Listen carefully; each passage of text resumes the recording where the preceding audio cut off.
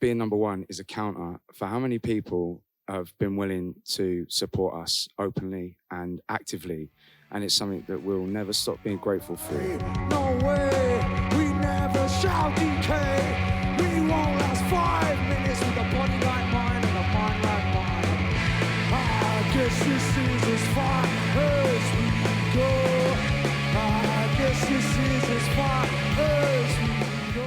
IDLES, How the Devil Are You? Congratulations. Number one in the official album chart, and I don't know whether that's sunk in yet. And I don't know when you actually definitely knew you were going to be number one. What happened? Did somebody phone you up? What happens? What's the deal these days?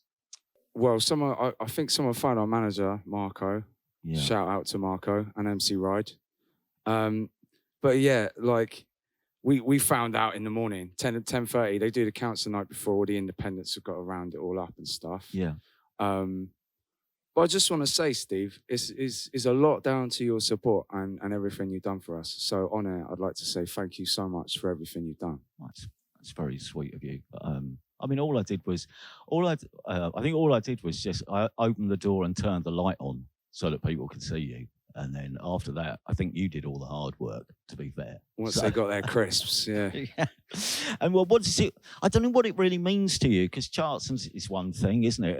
It wasn't why you started the band in the first place, but no. I don't know what it means. And I don't know whether you celebrated. Did you have a massive celebration, as massive as you can do these days? No, we were in the room writing album 4. Not already. Yeah, well, you know. Give it a rest, boys. So put your feet up for a month or two. Yeah, we will when we get, when there's some proper downtime. Like it wasn't in our sights. Do you know what I mean? Yeah. It's not something I think bands have a conversation about anymore, or ever do really. It's like charts. It's like, well, what it means to us. If it was any other week, say if we released our album the same week the Killers did, we'd be like number 3. Do you know what I mean? Yeah. It all depends on the week. So it's not. I mean, it is though. Sorry to butt in, but it's great testimony to a career which hasn't always gone brilliantly well, but has been underpinned by your stubbornness and perseverance, which we heard in the documentary, which is online at BBC Sounds, the Always Poor Never Bored documentary. It's just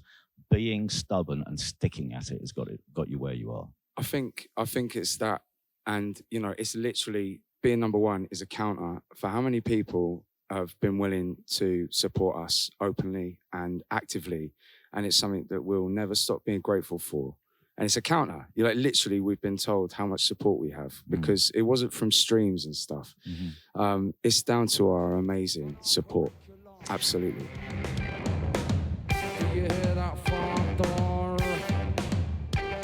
That's the sound of strength in numbers.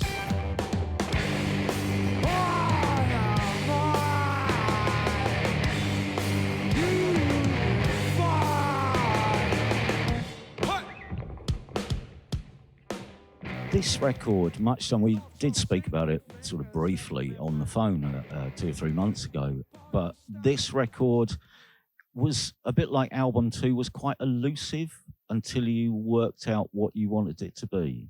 Is that fair to say? Yeah, we kind of knew what we wanted it to be. We just didn't know how to do it. That's the thing. Like, we knew exactly what this record sounded like. We knew exactly what just everything that was supposed to go into it, but it required a load of like confidence and self-belief to be able to write such simple songs. So yeah, that was the hard part, was just stepping back and allowing the drums to breathe, allowing the bass to breathe, allowing Joe to breathe. Yeah, right. So working out each other's strengths and roles as part of a common goal, I suppose. Yeah, focus. That's it. Is like, I mean, a big thing, especially for me and Lee, is like we now know exactly what each other's strengths and weaknesses are, and luckily they're like the polar opposite. So.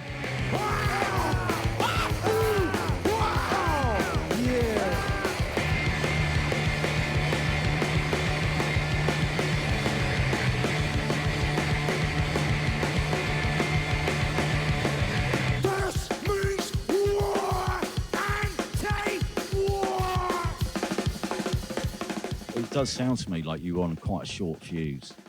Yes. writing this record, though. Yes, End yes. of your tether. I mean, you can see it at all times.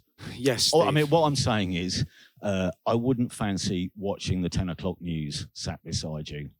I don't watch the 10 o'clock news. Really? No, I'm too I've just busy got an tweeting, Steve. I've just got an image of in my head of a couple of you sat on the settee watching the news with you just going. Fight a man with a plan.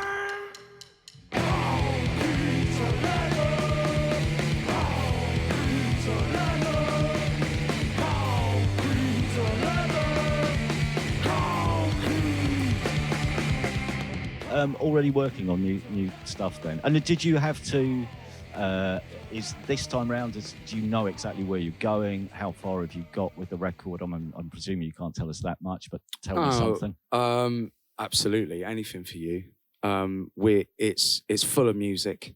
Now we've written 1.5 songs, kind of. We know, we've got it's same as always. We start with a title and a theme. Yeah. This one's like the opposite to Ultra Mono, but with the same ethos.